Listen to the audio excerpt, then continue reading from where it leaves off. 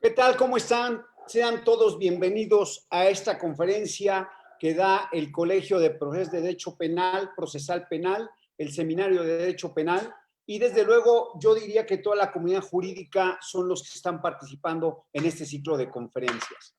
Tenemos un alto honor el día de hoy porque pues al doctor Miguel Polaino Orts lo conozco hace más de 25 años y realmente he estado al lado de él en el desarrollo profesional, académico, pero sobre todo porque debo de comentarles algo muy personal. Su papá, don Miguel Polaino Navarrete, tuvo la gentileza de soportarme más de 10 años en la elaboración de mi tesis doctoral y fue quien me guió, me regañó, me dijo, me ilustró e inclusive me pidió que se reestructurara la mitad del trabajo otra vez porque él quería que hiciéramos un trabajo de altura. Entonces, esa es mi relación con la familia Polaino, a quien yo les agradezco en la Universidad de Sevilla que nos tuvieran la paciencia, la tranquilidad, pero sobre todo darnos ese cariño de amigos y no nada más conmigo, porque fuimos varios los que estuvimos en esa generación de elaboración de tesis doctoral y la verdad estoy muy contento de presentarles al profesor doctor Miguel Polaino. Miguel, bienvenido. Muchas gracias, querido Carlos.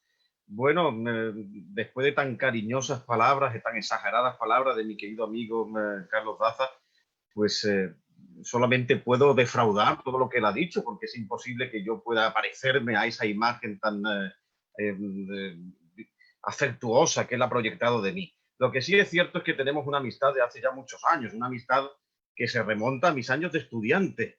Yo siendo yo estudiante de la carrera de Derecho, ya leía los libros del profesor Daza, ya visitaba el profesor Daza la Universidad de Sevilla, ya había venido por aquí, por esta universidad, y ya había escuchado yo sus pláticas tan interesantes. Y recuerdo que en el último año de carrera, siendo yo alumno en la Universidad de Bonn, en Alemania, como alumno de intercambio, pues yo entablé un contacto muy directo con el profesor Jacobs, con mi maestro alemán. Al profesor Daza le interesaba mucho el pensamiento de Jacobs, como antes le había interesado mucho la introducción del pensamiento finalista en la dogmática mexicana. El profesor Daza fue, bueno, pues uno de los grandes, ¿no?, importadores y críticos también, ponderados críticos de la doctrina finalista en la dogmática mexicana. Ahí iniciaron pues muchas pláticas interesantes y el profesor Daza tenía siempre mucho interés de innovación, de la discusión científica mexicana en el ámbito del derecho penal. Y así fue como ideamos pues, las primeras publicaciones, los primeros viajes del profesor Polaino Navarrete, que se acaba de citar, también del profesor Jacobs y también de mí mismo, que yo acompañaba entonces al profesor Jacobs desde la Universidad de Bonn.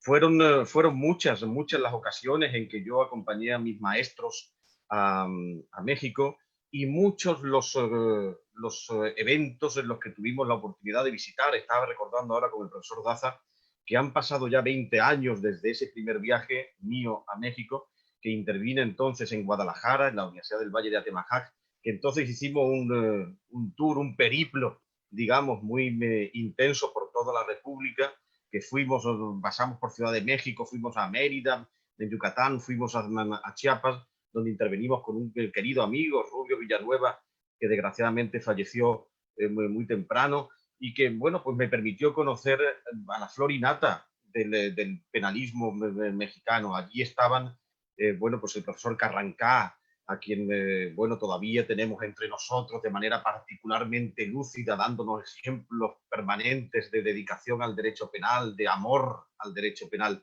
Pero recuerdo también, por ejemplo, a don Fernando Castellanos Tena, a quien visitamos el profesor Daza y yo en su vivienda de Ciudad de México, y también en una clase en la UNAM.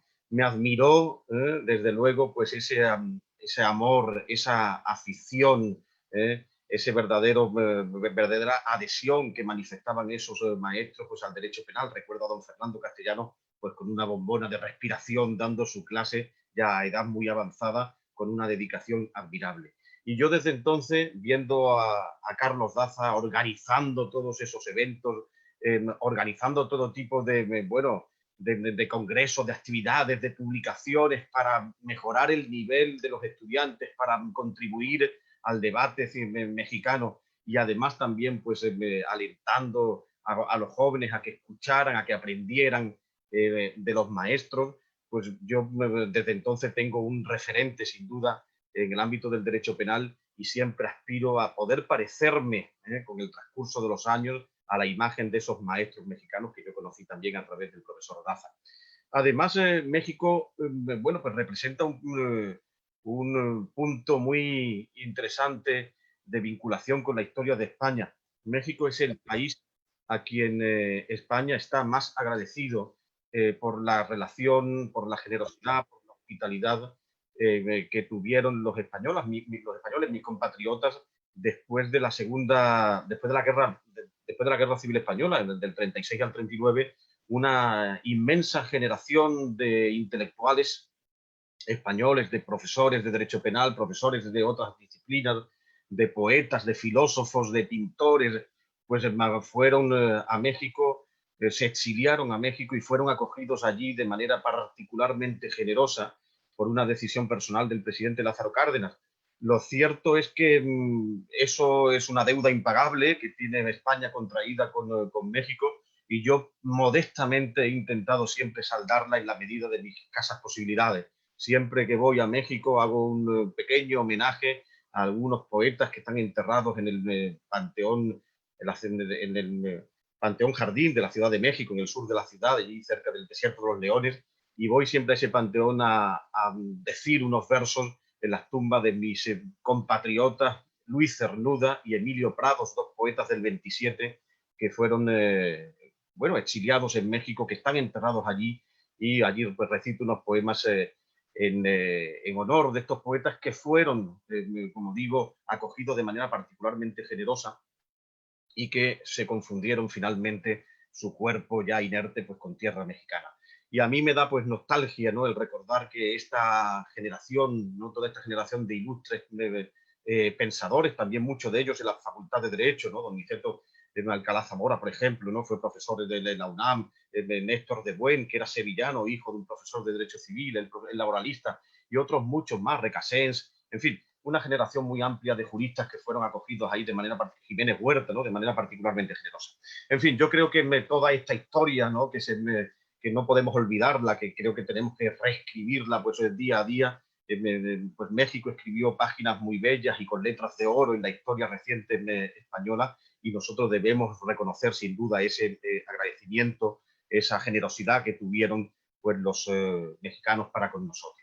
Yo he percibido esa misma generosidad después en queridos amigos y maestros como el profesor Carlos Daza, cuya amistad, bueno, pues ya no solo antiquísima, sino que se ha convertido casi en familiar, ¿no? De manera que muchas gracias, Carlos, por darme la oportunidad de poder contribuir con, en fin, mis modestos conocimientos a esta jornada organizada por el Colegio de Profesores de Derecho Penal que tú presides, en el que yo ya he colaborado en diferentes ocasiones, para darme la oportunidad pues de coincidir con profesores, ¿no?, del Colegio de Derecho Procesal, del Seminario de Derecho Penal, y yo quiero agradecerte a ti y también institucionalmente al doctor Ricardo Rojas y también al director don Raúl Contreras Bustamante, pues la generosidad con que han incorporado mi nombre, con que habéis incorporado mi nombre para que podamos tener esta plática. Bien, el tema que tú me sugeriste, que mi querido Carlos, fue un tema del cual nosotros hemos discutido pues hace ya largo tiempo, ¿no? Recuerdo conversaciones pues con diferentes penalistas, con mi maestro, el profesor Jacobs, por ejemplo, en México en diferentes ocasiones sobre este punto, que es el del derecho penal del enemigo. Este concepto de derecho penal del enemigo ha generado, digamos, cierta discusión en los últimos tiempos, especialmente por una suspicacia terminológica. Esto de derecho penal del enemigo, bueno, pues me suena pues particularmente, de manera particularmente provocativa, y esto ha generado un cierto rechazo a priorístico, ¿no?, contra el concepto de derecho penal del enemigo. Sin embargo, yo quiero hacer ahora en esta charla, esta breve charla que me gustaría que fuera seguida de alguna conversación, de algún coloquio posterior, a mí me gustaría hacer una charla, digamos, desenfadada, desmitificadora de este concepto.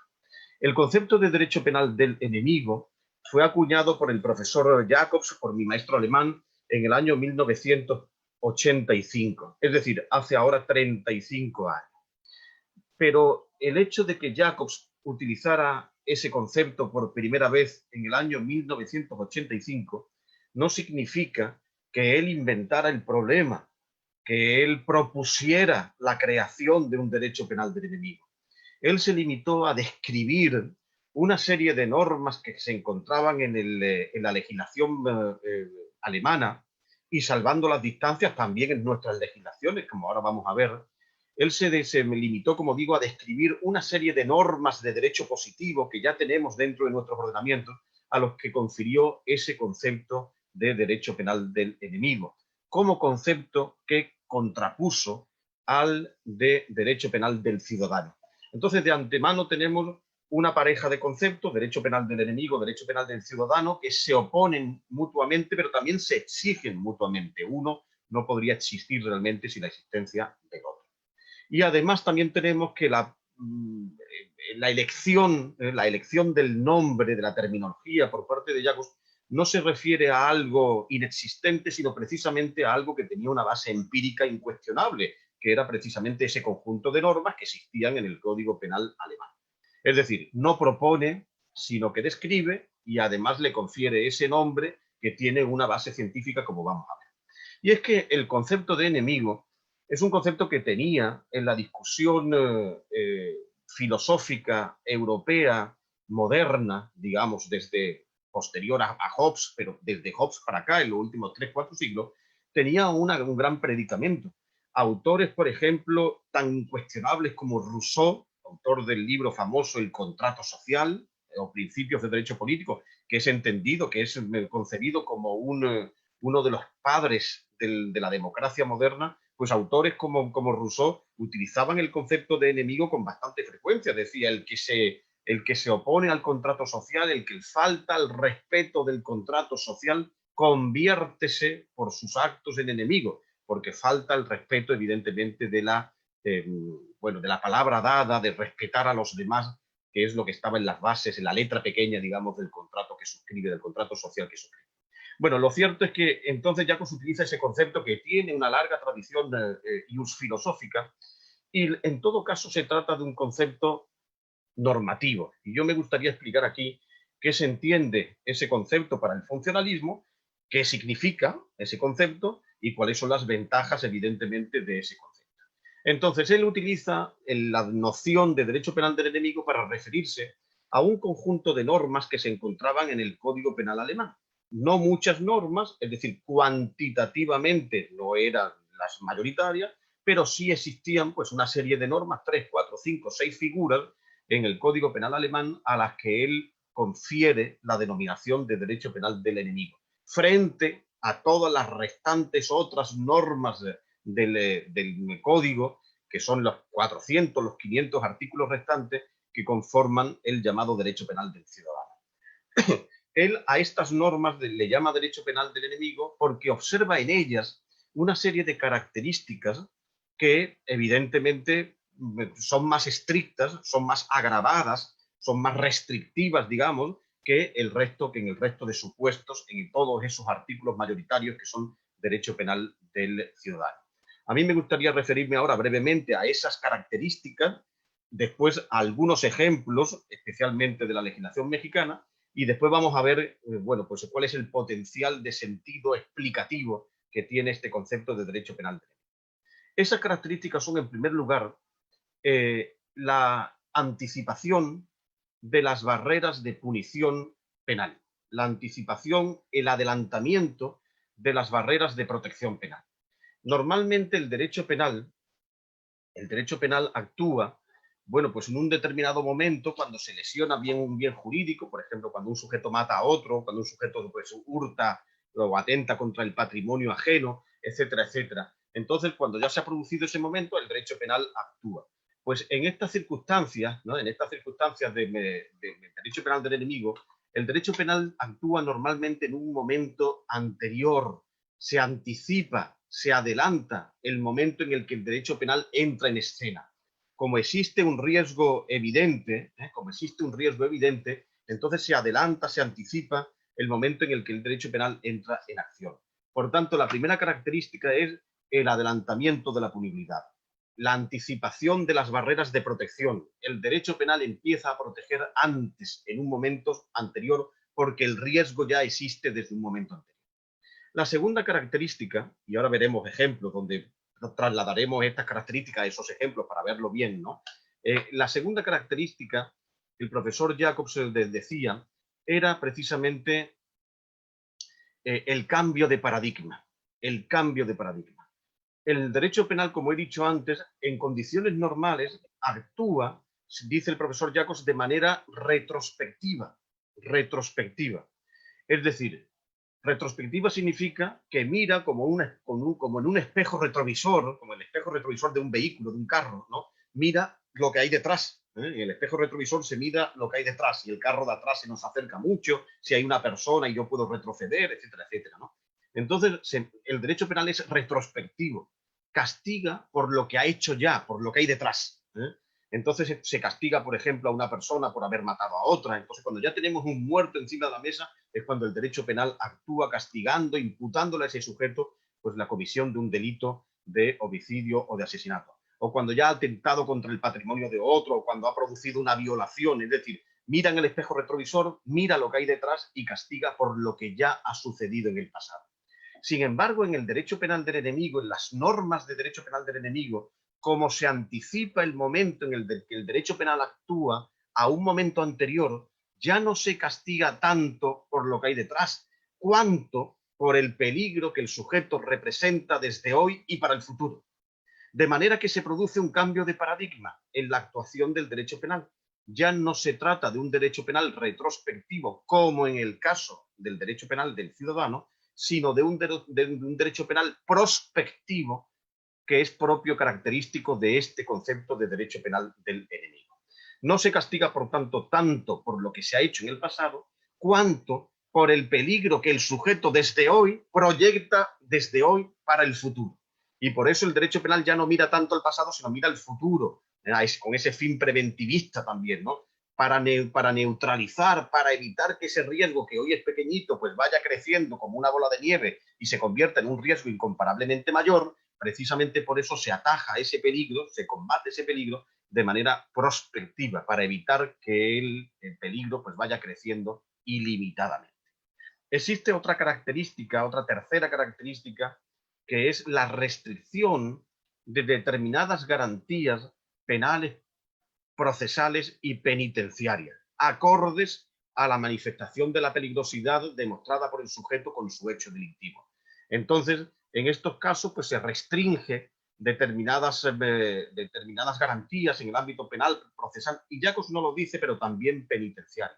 Si analizamos nuestras legislaciones, por ejemplo, la figura tan interesante que existe en México del arraigo, pues vamos a ver que el arraigo no se aplica a todos los delitos con indiferencia, sino se aplica a determinadas figuras particularmente graves donde el sujeto demuestra una particular peligrosidad.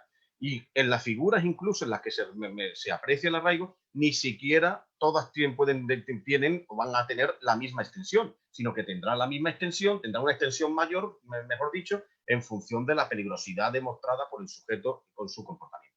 En la legislación española, en la legislación alemana, existen figuras muy parecidas.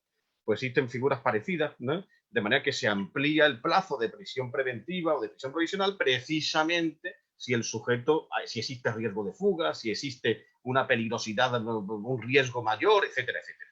De manera que se reducen determinadas garantías en determinados supuestos en los que el sujeto pues da menos muestras de respetar, de menos seguridad cognitiva, como se le llama, de respetar los derechos de los demás. Existe también otra cuarta característica propia del derecho penal del enemigo, que es el mantenimiento de una penalidad contundente. O como lo explica el profesor Jacobs, la falta de reducción de la pena proporcional al adelantamiento. Si se adelanta el momento en el que el derecho penal actúa y por tanto el riesgo es más pequeñito, desde luego entonces la pena tendría que ser también menor, como sucede por ejemplo entre la tentativa y la consumación. Si se castiga la tentativa por regla general, salvo en algunos supuestos de consumación anticipada, pero por regla general la tentativa de un delito es castigada de manera menor a la consumación, lo cual es lógico. no se produce el resultado material y por tanto solamente la puesta en peligro y por tanto pues la pena se reduce de manera proporcional a ese adelantamiento. Sin embargo, aquí en estas normas de derecho penal del enemigo no suele haber una reducción drástica de la pena como fuera lógico pensar precisamente porque se anticipa la punibilidad, sino que se mantiene una penalidad contundente, prácticamente equiparable a la penalidad que corresponde al delito consumado. De manera que, digamos, penalidad contundente se reservan pues, en muchas de estas figuras para estas normas de derecho penal del enemigo. Y después, en quinto lugar, como quinta característica, una cuestión muy propia de la legislación alemana, pero también equiparable a la legislación mexicana en este punto, que es que normalmente en Alemania, como también existe en México, existen una serie de normas especiales de combate de determinadas formas particularmente graves de la criminalidad, como pueden ser, por ejemplo, en Alemania la ley de combate, de la delincuencia sexual, por ejemplo.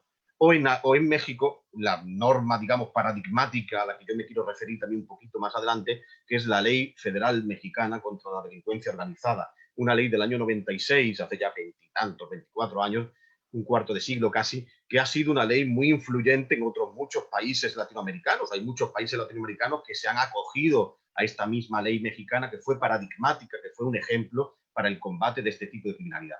Bien, lo que quiero decir es que en México y en Alemania existe entonces una norma específica para combatir este fenómeno concreto. Es decir, una legislación especial, no el Código Penal, sino una ley especial. En España prácticamente no existen leyes especiales. Ahora, antiguamente sí, pero ahora no existen leyes especiales. Todo se mete dentro del Código. La reforma del terrorismo dentro del Código, los delitos sexuales dentro del Código, la delincuencia económica dentro del Código. Es decir, que el Código aglutina todo, menos la legislación de menores, de derecho penal del menor, todo está dentro del Código Penal, del único Código Penal que tenemos en España. En México, sin embargo, existe esa ley especial, como existe en Alemania. Y entonces dice el profesor Jacobs, esa ley especial utiliza una terminología que es diferente a la terminología del Código Penal. Como es una ley de combate, ya la palabra combate indica beligerancia frente a algo, de manera que se cambia el tono, se cambia la entonación, se cambia la terminología. Y evidentemente el uso de las palabras no es inocente, sino que precisamente se endurece la forma de expresión porque es más dura la forma de criminalidad frente a la que se combate. Y por tanto es legislación de combate frente y no legislación de tratamiento del. Entonces esta forma, combate, tratamiento, combate, aseguramiento, etcétera, etcétera, pues indica una mayor beligerancia frente a este fenómeno de la criminalidad y por tanto que se trata de un fenómeno especialmente grave. Bien, entonces tenemos esa serie de características: adelantamiento de la punibilidad, cambio de paradigma, mantenimiento de una penalidad contundente, reducción de determinadas garantías, lo que indica que este tratamiento que se confiere a esas normas en esas figuras es un poco más agravado que en el resto de figuras que llamamos derecho penal del ciudadano. Entonces dice el profesor Jacobs con una frase que ha hecho fortuna, dice, con este lenguaje, el ordenamiento jurídico no dialoga con sus ciudadanos, sino que amenaza a sus enemigos. Se trata, por tanto, como diría Hegel, de algo así como enseñar el palo a un perro para asustarlo. Decía Hegel, una frase también famosa, el filósofo Hegel del siglo XIX decía, pues en ocasiones el Estado tiene que enseñar el palo como se amenaza a un perro. Bueno, pues en esta ocasión pues se trata algo así de amedrentar, de asustar, digamos, ¿no? Esa es la prevención general negativa, de asustar al autor, al delincuente peligroso, con una forma un poco más contundente, más seria, precisamente para amedrentarlo e intentar disuadir que prosiga con su propósito delictivo. Muy bien. Entonces, esto es el concepto que Jacobs utiliza, derecho penal del enemigo, para describir unas normas. ¿Qué normas son esas? Entonces existen existen tres, vamos a mencionar tres figuras, existen tres figuras que yo llamo de derecho penal de núcleo duro, de derecho penal del enemigo de núcleo duro. Es decir, tres ámbitos que realmente no conozco en ningún país del mundo que en la actualidad no contemple estas tres figuras de derecho penal del enemigo. La primera de esas figuras es las llamadas medidas de alejamiento.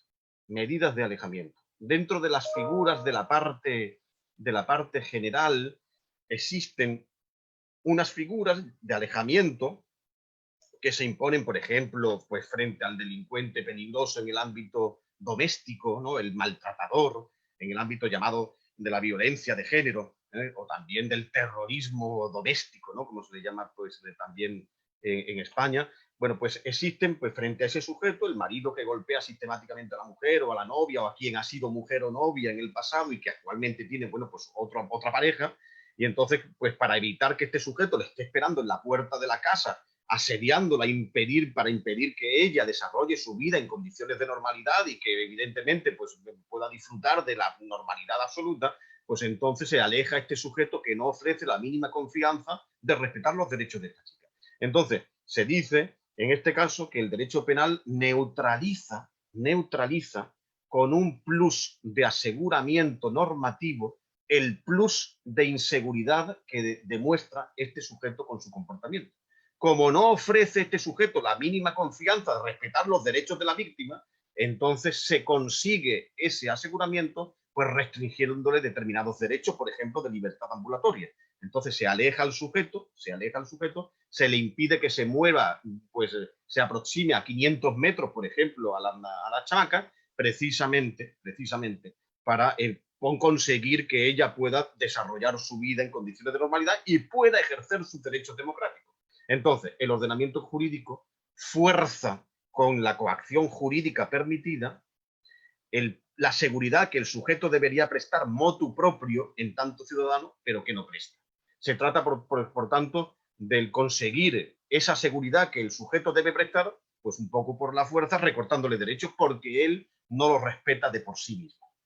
Entonces, el derecho penal del enemigo es, por tanto, el plus de aseguramiento normativo necesario para neutralizar el plus de peligrosidad que demuestra determinado sujeto, como en este caso de la violencia de género. Bien, otro segundo ejemplo de ámbito de normas de derecho penal del enemigo son los llamados delitos de posesión o de tenencia. Fíjense, si nosotros analizamos las figuras del Código Penal, vamos a ver que la mayor parte de figuras consisten o en una acción o en una omisión.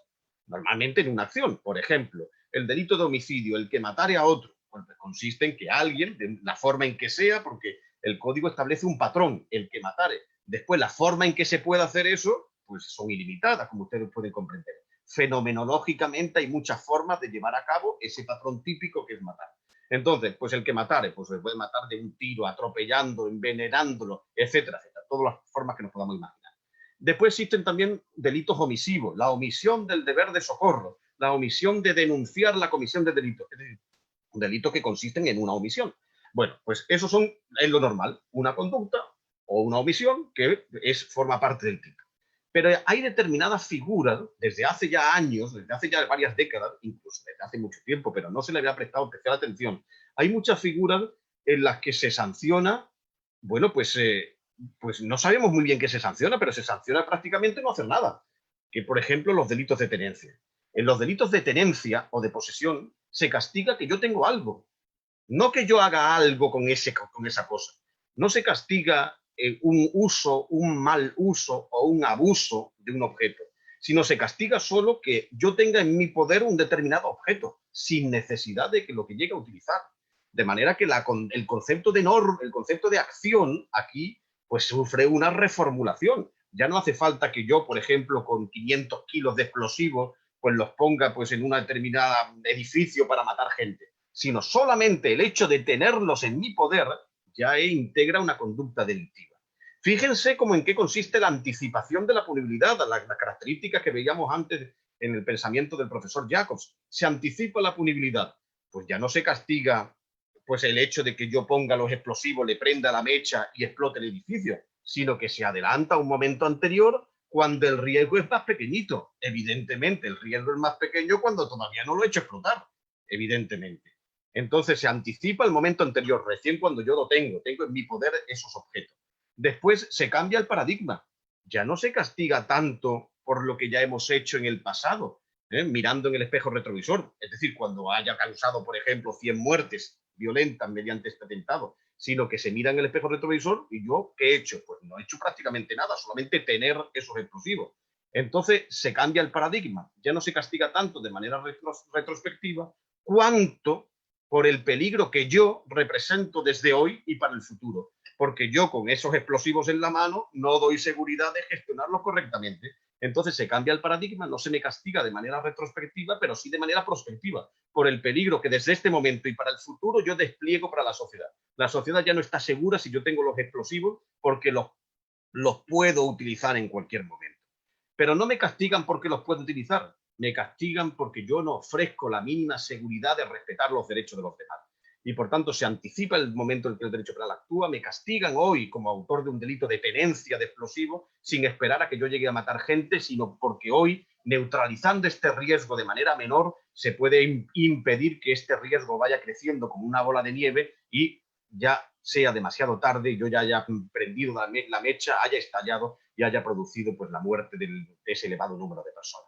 Entonces, aquí los delitos de tenencia o de posesión, ven ustedes, son también un ejemplo de derecho penal del enemigo, donde se anticipa el derecho penal, se restringe, se varía el paradigma, no se castiga de manera retrospectiva, sino prospectiva, se mantiene una penalidad contundente, pues en muchas ocasiones casi como si hubiera matado a la gente. En los delitos de tenencia suelen tener penas bastante altas en nuestros códigos y además, bueno, pues se restringen determinadas garantías. ¿Por qué? Porque yo puedo poseer lo que me dé la gana, menos explosivos. Explosivos o cualquier otro material que sea prohibido, por ejemplo, droga, por lo menos las cantidades no permitidas, por ejemplo, pues armas, por ejemplo, máquinas con las que se puede falsificar billetes o monedas, etcétera, etcétera, ¿no? Los códigos contienen determinadas figuras de delitos de tenencia que son particularmente interesantes, estas figuras de delitos de tenencia o de posesión, que son también ejemplos de derecho penal. Y finalmente, en tercer lugar, después de los delitos, de las penas de alejamiento o medidas de los delitos de tenencia, también existe, digamos, el ejemplo paradigmático de las normas de derecho penal del enemigo, es el llamado delito de organización. Delito de organización. También llamado, este concepto, delito de organización, es un concepto más dogmático, pero se puede apreciar también, sin duda, mucho en el ámbito criminológico. Criminalidad organizada, crimen organizado, delincuencia organizada, todos esos conceptos que aluden a lo mismo, aluden a una figura en la que lo que se sanciona es la presencia de varios sujetos que se reúnen para cometer delitos en el futuro, conformando, por tanto, una banda, un grupo, una organización que ya desestabiliza la sociedad. Si analizamos esta figura de la delincuencia organizada, cuando dos o más sujetos se reúnen con una finalidad delictiva, si estudiamos esta figura, pues vamos a ver que realmente aquí lo que se está sancionando es a varios sujetos que se reúnen para cometer delitos en el futuro. Pero si estudiamos la estructura, vamos a ver que por un lado tenemos un elemento asociativo, reunión de varias personas. Y por otro lado tenemos la finalidad delictiva, con la comisión de delitos en el futuro. Si analizamos estos dos elementos, vamos a ver que realmente, pues son dos elementos casi neutrales. La reunión de varias personas normalmente es un derecho fundamental que se reconoce en nuestras constituciones.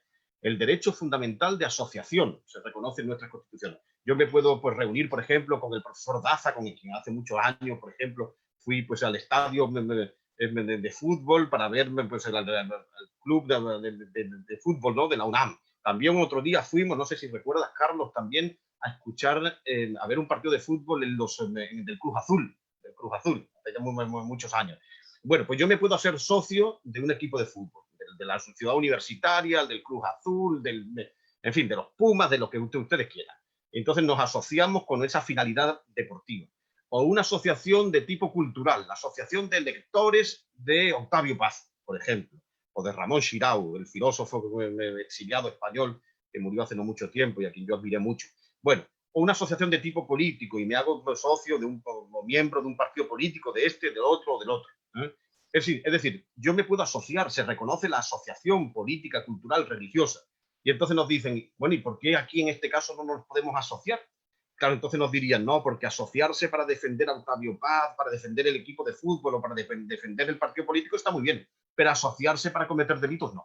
Entonces nos iríamos al segundo elemento. Después del elemento asociativo pasaríamos al elemento teleológico o finalista. Entonces diríamos, bueno, pero es que aquí nos asociamos para cometer un delito. Pero es que cometer un delito, tener la pretensión de cometer un delito, asociarse para cometer un delito, es una finalidad. Y todos hemos estudiado en la lección de Derecho Penal 1 de parte general que la finalidad es un pensamiento y que el pensamiento no delinque. Cogitationis poenam nemo patitur, decían los romanos. O como dicen los alemanes, el pensamiento no paga aduanas, ¿no? Pero no tenemos que pagar tributo por pensar. Entonces, si nos reunimos con el pensamiento de matar a alguien, porque la reunión, que es un derecho fundamental, más un pensamiento, que es una finalidad que no comete delitos, es igual a un delito de organización? Pues que realmente estos dos elementos no consiguen explicar, agotar el contenido de injusto del delito de organización. Realmente, en esta figura delictiva del delito de organización, es decir, de la delincuencia organizada, se está sancionando a unos sujetos que conforman una entidad que realmente es una persona jurídica. Dos o más sujetos o tres o más sujetos se reúnen para conformar una organización. Y esa organización ya adquiere una personalidad nueva, diferente a la personalidad de la suma de los miembros que forman parte de esa organización. Se conforma, por tanto, una entidad, una persona jurídica que tiene ya capacidad, idoneidad socialmente desestabilizadora. Imaginen si no, si ustedes tuvieran pues a su vecino de la puerta de al lado, un grupo criminal, terrorista, que pudiera actuar en cualquier momento, pero que no fuera delictivo hasta que no actuara. Evidentemente ustedes estarían asustados desde el primer momento, porque saben que pueden volar el edificio, porque pueden actuar, etcétera, etcétera. Es decir, ya no les da seguridad de respetar la norma y precisamente por eso ya suponen un peligro permanente para la estabilidad de la sociedad. Esto es lo que se está sancionando ahí, que estos sujetos se convierten en alguien que ya no ofrecen la mínima confianza de respetar a los demás. Y precisamente por eso se hace necesario el neutralizar ese peligro que los sujetos ya demuestran en la sociedad de manera particularmente intensa, creando, por ejemplo, normas como la Ley Federal Mexicana contra la Delincuencia Organizada, cuyo artículo segundo ya castiga precisamente esta figura y dice que cuando tres o más personas se organicen de hecho para realizar en forma permanente o reiterada conductas que por sí solas o unidas a otras tienen como fin o resultado cometer algunos de estos delitos, serán castigados de esta forma. Fíjense, no se está castigando aquí los delitos que ellos van a cometer a través de la organización, sino que ya la organización es un delito propio del derecho penal del enemigo. Si además la organización después comete otros delitos y mata gente, pues serán autores de un segundo o ulterior delito. Pero el primero, el delito de organización, la delincuencia organizada, es en realidad independiente de la finalidad. Es decir, se consuma ese delito sin necesidad de que los sujetos lleven a cabo realmente el acto que van a realizar posteriormente. Es decir, el injusto del delito de organización que está castigado en esa ley federal contra la delincuencia organizada tiene realmente una entidad propia que responda a este paradigma de derecho penal del enemigo.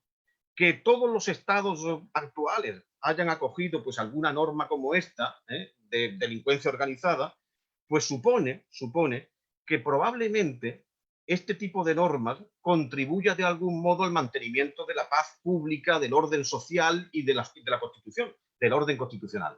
Es decir, que entendido de esta manera, el derecho penal del enemigo no solamente no va en desmedro de la Constitución, de la convivencia pacífica, sino lo contrario. El derecho penal del enemigo, entendido en sentido funcionalista, es una garantía del Estado de Derecho.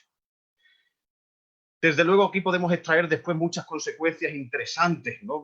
Muchas consecuencias, pero a mí me quería dar esta panorámica general, querido Carlos, pues sobre el concepto de derecho penal del enemigo, visto también, aplicado también a la legislación mexicana, que como he dicho, pues fue pionera en el combate de este tipo de delincuencia desde un inicio. Oye, muchas gracias, Miguel. Realmente déjame, omití presentarte, o sea, fue tanta mi emoción de que estuvieras aquí con nosotros y pues déjame porque sí tengo que, nos acabas de dar una plática de un tema tan complejo que te acordarás en un foro en México donde estaba Schunemann, estaba Roxin, estaba Jacobs, el maestro Rafael Márquez Piñero. Alguien, no recuerdo quién, dijo que el toro y el torero, refiriéndose a Jacobs, y el maestro Rafael Márquez Piñero dijo, no, usted es el toro y el doctor Jacobs es el torero. que fue un agarrón jurídico en ese momento. Déjenme invitarlos nada más para que reflexionen y vean la formación académica que ha tenido Miguel. Yo la conozco perfectamente bien, pero sí me gustaría hacer siquiera una breve referencia a algo que para mí es muy importante, que esto no es gratuito, que trae una formación académica muy sólida, aparte de que, como decimos aquí, tu conocimiento no lo adquieres, sino se mama, perdóname la expresión, porque tu papá, un gran jurista, tu abuelo, te acordarás de la anécdota en mi biblioteca, cuando viste un libro y que me dijiste, en ese libro escribió mi abuelo. Si quiere, ¿cómo se llamaba el libro? Se me olvidó, es de procesal. Es un libro de Niceto Alcalá Zamora, se llama Estampas procesales de la literatura española. Y venía un artículo de tu abuelo. Perdón, mejor dicho, no, era otro, era un libro que era jurisprudencia, era una imitación de jurisprudencia en broma y en serio. Era derecho procesal en broma y en serio. Por ahí lo tengo el libro, lo tengo aquí en mi biblioteca sevillana, creo que me lo regalaste. Mira. En algún momento te lo devolveré. No. Acá en México hay un dicho que el que presta un libro es un tonto y el que lo regresa es más. Así que déjalo así. Entonces no te lo regresan. Miguel Polaino Orts, y perdónenme que yo empiece al revés, es profesor titular de Derecho Penal en la Universidad de Sevilla, secretario académico del Departamento de Derecho Penal, coordinador del Máster de Derecho Penal y director del curso experto en victimología, discípulo del profesor Günther Jacobs, es un destacado representante del funcionalismo normativo. Fue reconocido con el Premio Extraordinario de Doctorado por la Universidad de Sevilla y varias universidades le han conferido galardones, reconocimientos académicos, doctorados honoris causa, profesor honorífico. Además, ha sido profesor visitante. En México, debo decirle que fue el parteaguas de toda tu carrera, porque al llegar con tu papá empezaste a formarte aquí junto a la Academia Mexicana y desde ahí pues nace toda esa gran trayectoria. Y ya entrando en la materia, si me permites hacer algunas reflexiones, y quiero comentar reflexiones y anécdotas con el profesor Günther Jacobs. Mira, hay una anécdota muy buena de que me mandan a mí al aeropuerto por el profesor Jacobs, y entonces venía mi chofer, venía el doctor Jacobs y yo, y veníamos platicando de dogmática, veníamos comentando dogmática. Cuando llegamos allá, que estaba tu papá, estabas tú, refiere en alemán el maestro y dice, el doctor Daza y yo veníamos platicando todo el viaje, él no habla alemán y yo no hablo español, pero pudimos platicar de dogmática. Esa es la primera. Y la segunda que quiero comentar... La gramática internacional del derecho penal, Carlos. Sí. Y la otra me acuerdo mucho, y voy a omitir nombres por la situación, pero sí, cuando estábamos en el World Trade Center, te acordarás que veníamos de comer, íbamos a entrar al foro y se hace un mega operativo para detener a un profesor de la universidad. Y el profesor Jacobs estaba totalmente asustado y le dice a Miguel que casi estaba a punto de decirle que hablaras a la embajada y que ella se seguía poniendo sus manos para que lo esposaran por el operativo de tanto policía judicial. Exacto, así con las manos. Me acuerdo mucho. Hay tantas anécdotas con él. Bueno, después de esto, yo quiero sintetizar un poco porque a mí me refiere una situación. Gracias perdona, Carlos, y hay otra anécdota. Perdona que te interrumpa, pero hay otra anécdota. Cuando llegamos al Hotel Radisson, nos sentamos en el hall contigo, con mi padre, con el profesor Jacobs, y entonces tú le estabas dando unos datos, etcétera y tal, y entonces él sacó su pluma y se puso a escribir. En un momento determinado dejó la carpeta suya con la pluma delante de él en una mesita que estaba delante y continuó pues platicando, fue a la recepción, rellenó los datos para la habitación y volvió. Y cuando volvió, alguien pues había tomado esa pluma, que él le tenía mucho afecto, pues había tomado esa pluma pues bueno, pues no sé si prestada, la había visto allí, le gustó y se llevó la pluma del profesor Jacobs. Y entonces, claro, él dijo, mi pluma, que me la regaló mi esposa, ¿qué ha pasado? Es una pluma que tenía yo hace mucho tiempo. Y entonces tú sacaste una pluma estupenda, de oro, magnífica, maravillosa, y se la regalaste. Él no la quería aceptar porque, en fin, era un regalo demasiado generoso. Y entonces tú le insististe, por supuesto, profesor, lo lamento que haya perdido la suya, pero esta con mucho cariño se la doy. Y entonces me decía el profesor ya con los días siguientes, mirando la pluma de oro, decía, esta es mejor que la mía. La verdad es que es rentable perder plumas en México.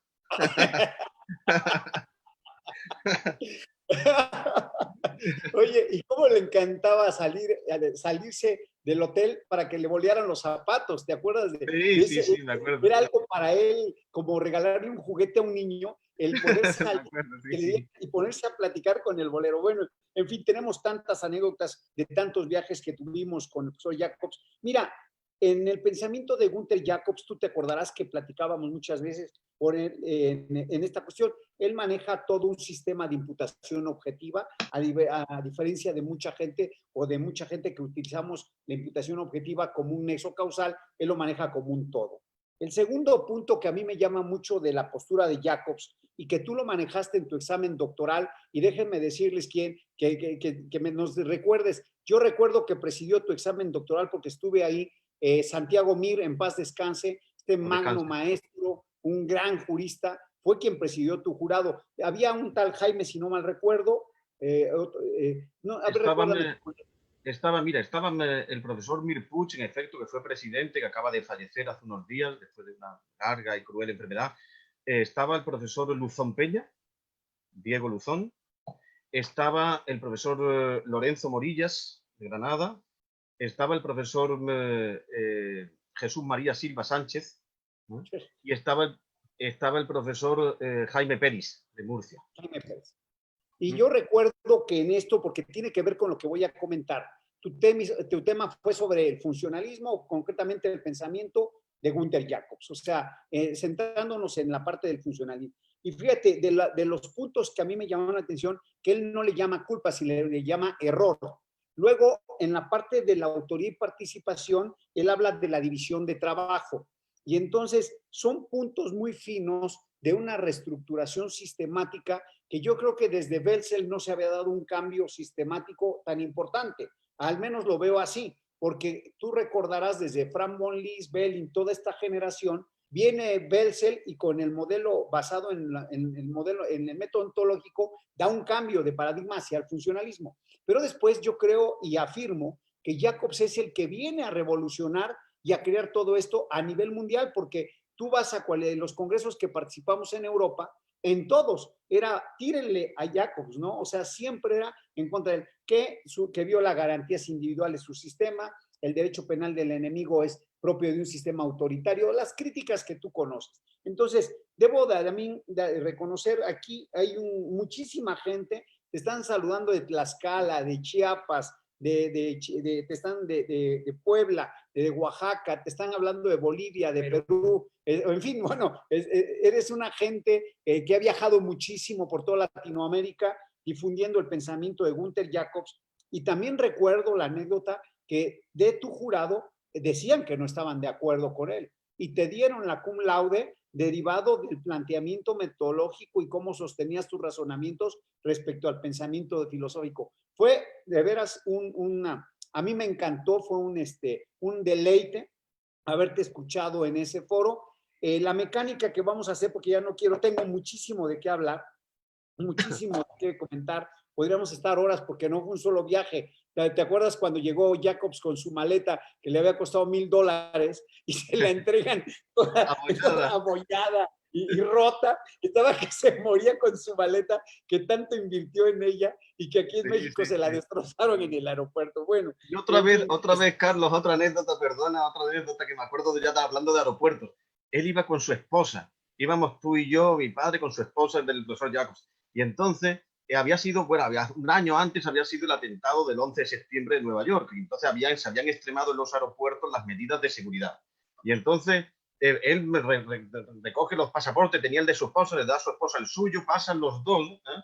Y entonces le hacen un control muy exhaustivo, finalmente enseña su pasaporte, todo. Y después de media hora de control exhaustivo, me dice el profesor Jacobs, es muy fácil en este aeropuerto poner una bomba.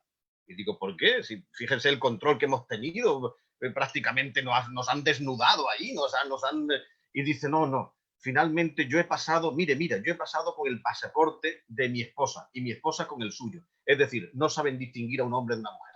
¿Eh? Y por tanto, aquí puede pasar lo que sea. Oye, bueno, mira, el punto central que quiero tocar y que lo voy a someter están miembros del claustro académico de nuestra Facultad de Derecho, que son los que estamos por Zoom, y tenemos en el chat muchísimas preguntas. Entonces, vamos a agotar lo más que se pueda. Pero el punto central que a mí me llamaba mucho de Jacobs y que yo lo platiqué con él, es que él distingue entre persona e individuo. Y el segundo punto que era importantísimo, que el derecho penal siempre llega tarde. Entonces, él decía o sostiene que si la norma, el hombre tiene que tener una fidelidad con la norma, y una vez que tiene esa fidelidad, tiene que comportarse con la norma. Entonces, ¿qué se espera de él? Tiene una expectativa respecto de la norma. Y cuando quebranta esa expectativa es cuando el derecho penal debe de ser. Y entonces estamos al filo del disvalor de la acción y disvalor del resultado como sustento. Es ahí el punto medio fino que tanto se le ha criticado. Simplemente quería hacer esa acotación porque eso es a mí lo que me ha influido el pensamiento de Günther Jacobs, y que tú recordarás que en los viajes me hacías el favor de ir interrogando y planteando miles de dudas que nacían de este sistema, y que él amablemente, pues en algunos foros decía, ese ya no es un tema de discusión en este foro, porque se ha comentado mucho. Era un genio para poderle lo manejar. A ver, ya tenemos aquí gente que quiere participar le voy a ceder el uso de la palabra al profesor doctor Andrés de Anda, que es profesor es profesor universitario y que quiere hacerte algún cuestionamiento. Buen amigo, buen amigo, además, buen amigo. Bienvenido, es tu amigo, sí. ¿Qué tal? ¿Cómo están? Muy buena tarde. Gusto en saludarte. Un saludo ahora. Yo lo sigo desde luego a lo largo de todos los foros. También he estudiado este curso de experto en victimología y me alegro el escuchar este tema tan bien explicado, tan puntual. Un saludo también al doctor Daza y felicitaciones por estos eventos académicos que en verdad son una maravilla. Y bueno, centrándome realmente en la pregunta, es algo como puntualizar un punto. Se está hablando de que el derecho penal del enemigo es un régimen de excepción que descansa sobre un adelanto en la protección del derecho penal. Se adelanta la protección del derecho penal en muchas otras circunstancias. Ya hablamos un poco de los delitos de peligro, en donde también se adelanta un poco la protección del derecho penal, precisamente por el riesgo inmanente que desencadenan estas hipótesis en su momento delictivas. Pero este fundamento del régimen de excepción del derecho penal del enemigo, que descansa sobre la peligrosidad de ciertas hipótesis o de ciertos individuos, ¿es posible establecer entonces, y aquí es la pregunta, ¿es posible establecer entonces que este derecho penal del enemigo está alejándose un poco de los parámetros de aplicación de un derecho penal del acto, y entonces está desencadenándose o decantando por un derecho penal del autor en relación con el riesgo que este conlleva al momento de establecer el adelanto de protección del derecho penal? Bueno, la pregunta es muy interesante, Andrés, la pregunta es muy interesante. Y la respuesta es la siguiente. El derecho penal siempre tiene ciertos componentes de autor. Dice, por ejemplo, un autor español, un profesor español, el profesor Luzón Peña, que he citado antes, que el derecho penal de autor en determinadas dosis es necesario, desde luego, para el mantenimiento del derecho penal democrático. Es decir, hay que tener en cuenta también la perspectiva del autor. Pero en ningún caso se prescinde aquí, en ningún caso se prescinde en el derecho penal del enemigo del derecho penal de acto. Si se prescindiera del derecho penal de acto, sí sería realmente un derecho penal autoritario. Estaría castigando solo el mero pensamiento. Entonces sería un derecho penal de la voluntad o del ánimo. Eso sí sería realmente preocupante. Pero aquí no se está prescindiendo de un derecho penal de acto. En todo caso, se coordinan esa doble perspectiva del derecho penal de acto y del derecho penal de autor. Determinados componentes muy elegidos del derecho penal de autor. Es decir, la peligrosidad del autor manifestada en su acto. En ese sentido hay esa doble dimensión. Pero el acto es imprescindible aquí. Aquí lo que se está castigando, por ejemplo, es la conformación de una organización, de una entidad socialmente desestabilizadora. No se está castigando a alguien porque quiere, porque piensa, porque tiene la idea de matar a alguien, sino a alguien porque realiza una conducta, es decir, un acto exterior consistente en conformar una organización que tiene una presencia en la realidad y que desestabiliza la sociedad. Y entonces, evidentemente, la existencia de ese grupo social que desestabiliza la sociedad es lo que se está castigando como algo socialmente perturbador. Si no existiera ese grupo, esa entidad, esa personalidad jurídica, ese grupo socialmente desestabilizador, desde luego no sería necesario combatirlo. porque no desestabilizaría la sociedad. El mero pensamiento no desestabiliza, pero evidentemente la conformación de ese acto, de esa organización, que ya es un acto exterior socialmente disfuncional, evidentemente debe ser contrarrestado con esa coacción jurídica, que es lo que hace nuestro ordenamiento jurídico. Es decir, en resumen, el derecho penal del enemigo no es un derecho penal exclusivamente de autor y menos un derecho penal de la voluntad o del ánimo. Es un derecho penal de acto. Es un derecho penal de acto. Y precisamente, por supuesto, evidentemente es democrático y no tiene absolutamente nada que ver con las normas autoritarias de los estados dictatoriales. Muchas gracias, amigo. Un abrazo. Un abrazo. Andrés, maestros del claustro académico de nuestro colegio, ¿alguien quiere participar? Nada más que nos comenten. Bien, aquí hay en el chat, Víctor Ornelas Carsolio dice, felicidades por la brillante exposición de un tema muy controvertido. Las preguntas son las siguientes. ¿Cómo limitar este tipo de normas penales cuya legitimidad radica en su excepcionalidad? Primera pregunta. Bueno, en efecto, el funcionalismo siempre ha puesto de manifiesto, y yo en las obras que he escrito sobre el tema, también publicadas en México, ¿no?, de derecho penal del enemigo y de funcionalismo, he puesto de manifiesto que precisamente la primera exigencia para que esto no se desboque y se convierta en algo pues muy difundido es describirlo, no negarlo. Porque si hacemos como hacen muchos críticos, no, ese tipo de normas, derecho penal del enemigo, no lo tenemos en nuestro ordenamiento. Si niega que realmente existen ese tipo de normas en nuestro ordenamiento, están sentando las bases para no solucionar el problema. Entonces, la primera piedra para la solución del problema es describir la situación, que es lo que hizo de manera admirable el profesor Llanos. La segunda cuestión es, efectivamente, este tipo de normas de derecho penal del enemigo deben ser una excepción. Hasta ahora han sido siempre una excepción desde el punto de vista cuantitativo. Son muy pocas, han sido pocas las normas de derecho penal del enemigo que existen en nuestro Estado, y las de derecho procesal del enemigo también, procesal penal del enemigo, etcétera, derecho penitenciario del enemigo. Han sido pocas las normas, pero precisamente por la desidia de los legisladores, por la crítica infundada de algunos autores y por este afán populista que existe en la actualidad, curiosamente, se está propiciando la creación de normas de derecho penal del enemigo de manera indiscriminada, de manera que se corre el riesgo de que el derecho penal del enemigo se vaya expandiendo como una balsa de aceite, precisamente sin llamarle derecho penal del enemigo. Por ejemplo, en la legislación española existen ahora medidas de combate frente a normas frente a delitos particularmente graves, como por ejemplo la violencia de género. Existen ahora situaciones en las que a veces se propugnan hechos, soluciones que son mucho más restrictivas que el derecho penal del enemigo. Por ejemplo, la aplicación automática de las medidas de alejamiento, incluso sin verificar la realidad del peligro del sujeto denunciado. Una mujer denuncia a un hombre y entonces automáticamente esto que evidentemente ya se ha denunciado, no solamente es un error, sino que además tampoco soluciona el problema, porque confunde el problema real del combate a la violencia de género con otros problemas supuestos. Es decir, hay que tener conciencia real de cuál es el problema para combatirlo de la mejor manera posible. Y ese problema es suficientemente grave como para que no sea trivializado. Debe ser combatido también con normas de derecho penal del enemigo, pero no confundiéndola con cualquier forma de criminalidad menor o inexistente.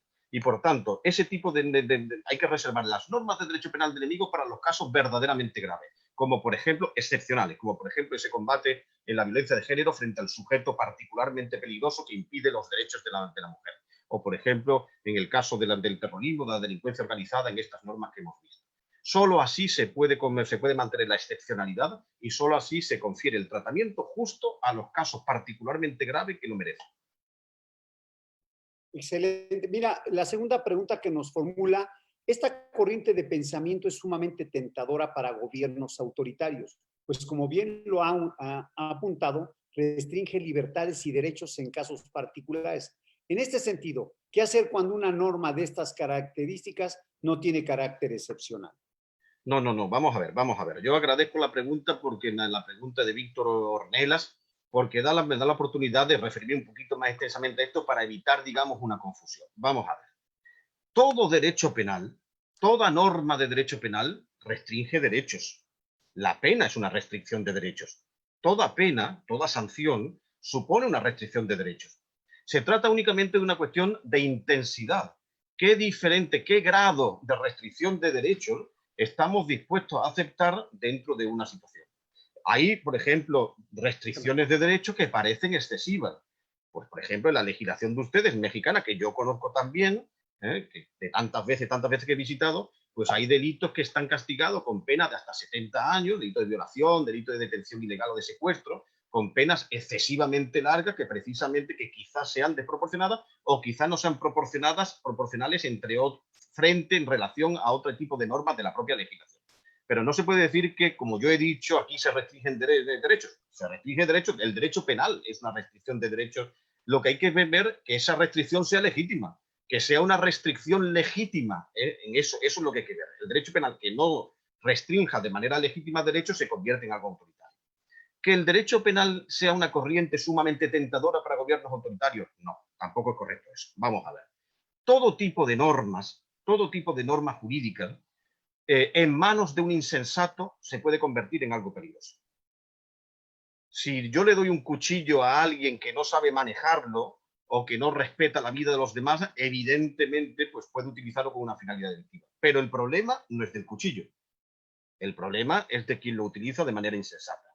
De manera que no echemos la culpa, no digamos que la culpa es de las normas de derecho penal del enemigo, sino en todo caso de la utilización que hacen determinadas normas. Lo que yo digo es que hay determinadas situaciones en el Estado de Derecho que no se puede combatir porque no son equiparables no se pueden combatir con normas usuales de derecho penal del ciudadano.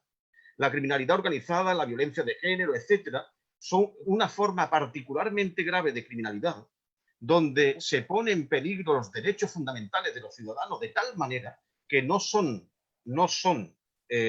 plausibles, no son digamos, fructífera la aplicación de las normas usuales. Es más, sería injusto y daría lugar a un resultado francamente desalentador el que se aplicaran las mismas soluciones que se aplican para casos menos graves.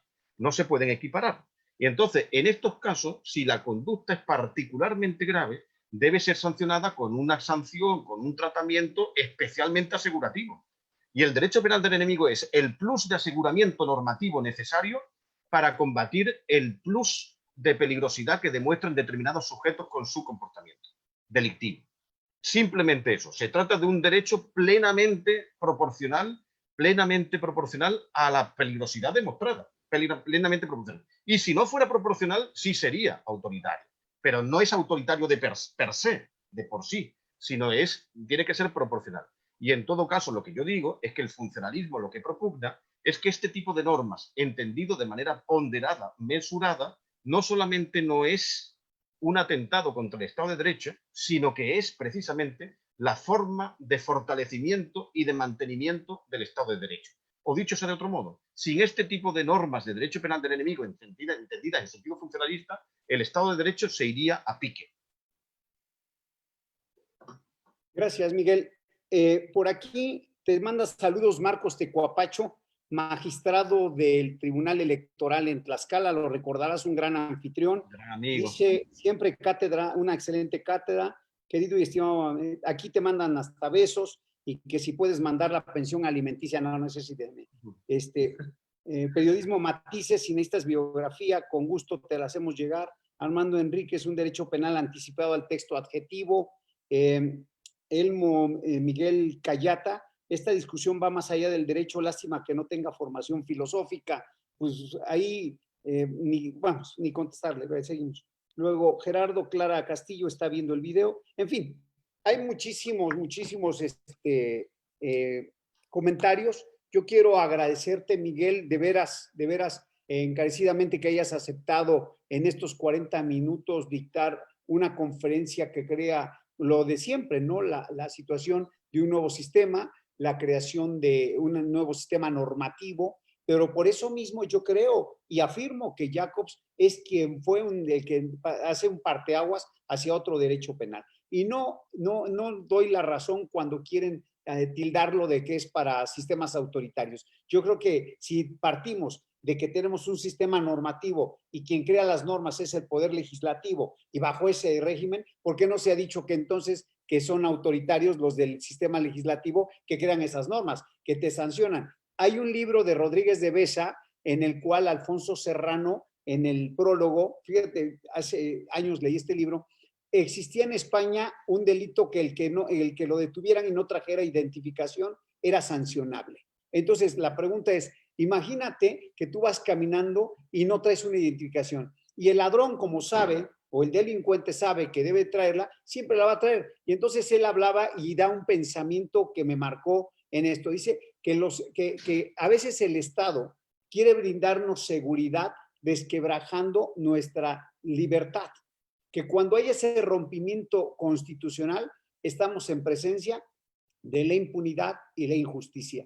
Fíjate que yo quisiera que cerraras ya con algunas palabras sobre todo lo que has escuchado, el gran revuelo académico que has dado y sobre todo que has incentivado a la comunidad jurídica a reflexionar sobre este nuevo tema que tendrá matices, que tendrá, si en tu mismo examen doctoral estuvo el agarrón, en los foros que hemos estado con Jacobs, con Roxin y que hemos participado, hemos escuchado cómo son tan afables, todo el mundo diría que son encontrados, pero tú te recordarás cuando fuimos a las pirámides de San Juan Teotihuacán, que ellos dos, dijo Roxin, yo quiero subir, y dijo Jacob, yo también voy a subir a la pirámide del Sol, y que ninguno se quedar atrás, iba Eber Struense, que yo recuerde tu papá, tu mamá, ibas tú, y la verdad fue un día memorable porque tuvimos la oportunidad de convivir con dos figuras, dos genios de la dogmática actual. Por favor, Miguel, es tuyo.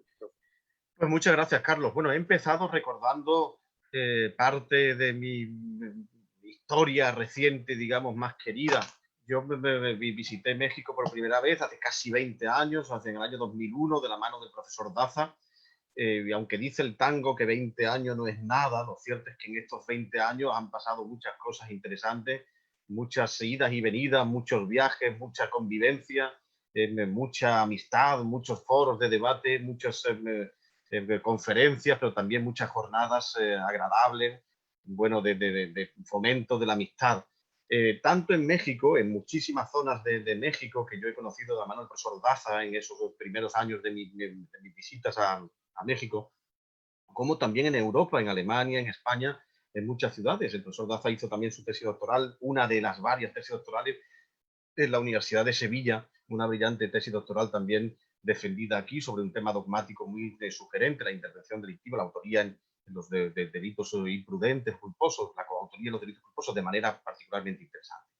En todo este tiempo, en efecto, hemos desarrollado, bueno, pues nuestros puntos de vista, hemos debatido con los maestros, hemos conversado con los maestros, hemos hablado con los maestros, con el profesor Jacobs, con el profesor Roxin, en ese viaje que, por ejemplo, que contaba en las pirámides de Teotihuacán, con nuestro amigo Ruiz Compeán, también en las pirámides que en efecto subimos con Struense. No había ido a las pirámides de Schunemann, con quien habíamos estado la noche antes y con quien estuvimos ese día, pero no fue a las pirámides. Y también estaba el profesor Gimbernat, el profesor español, catedrático de emérito de la Universidad Complutense de Madrid y gran penalista y querido amigo y maestro.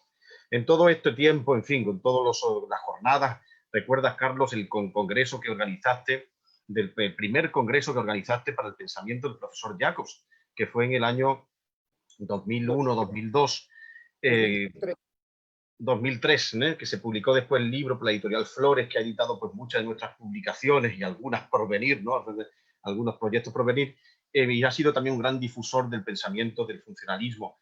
En ese primer congreso que hiciste de homenaje al profesor Jacobs fue el primero que se hizo en toda América Latina, que dio lugar a un libro muy exhaustivo que se llama precisamente El pensamiento jurídico, penal y filosófico del profesor Jacobs, que fue dirigido por el profesor Daza y coordinado por la doctora Eloísa Quintero y por mí mismo. Ahí pues se concitaron pues muchos de los estudiosos españoles y latinoamericanos que analizaron de manera sistemática el pensamiento del profesor Jacobs. Yo me he sentido siempre muy halagado, muy honrado de que desde muy joven, desde que yo era pues agresivamente joven, digamos, ¿no?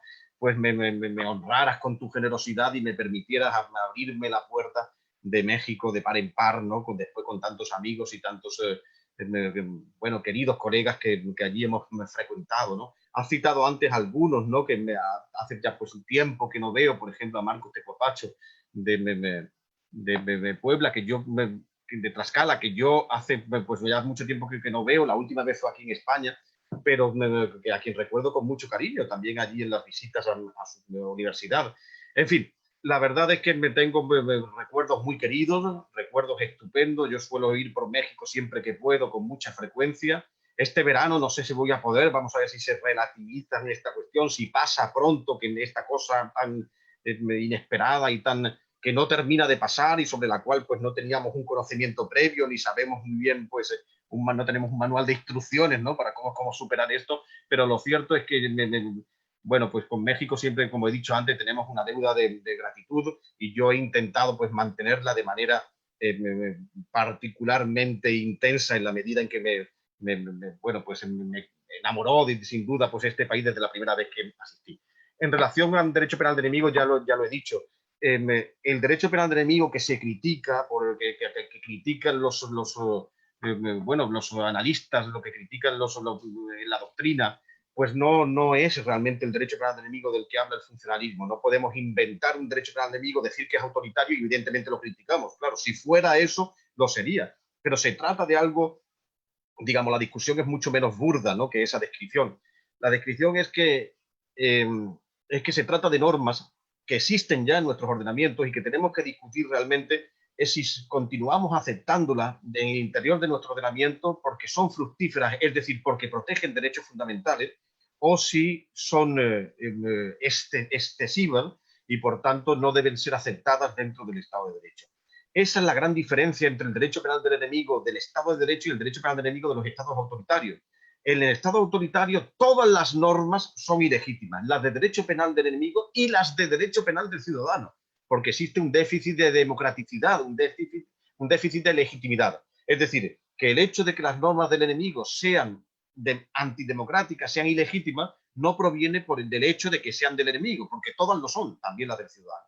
Existe un déficit de democraticidad. Y sin embargo, en las normas de derecho penal del enemigo de las democracias existe una presunción de democraticidad, porque han sido aprobadas por nuestros parlamentos democráticos, porque reflejan una expectativa social y porque en todo caso, en última instancia, ahí están las Cortes Constitucionales, los Tribunales Superiores de Justicia, los Tribunales Constitucionales, que podrían, si fuera realmente autoritaria, expulsarla del ordenamiento jurídico. Pero no lo hacen. No lo hacen en la mayor parte de los casos, no lo hacen. Y seguimos teniendo normas de derecho penal del enemigo en nuestro ordenamiento. ¿Por qué? Porque son necesarias para el mantenimiento del Estado de Derecho. Gracias, Miguel. Realmente es un gusto escucharte.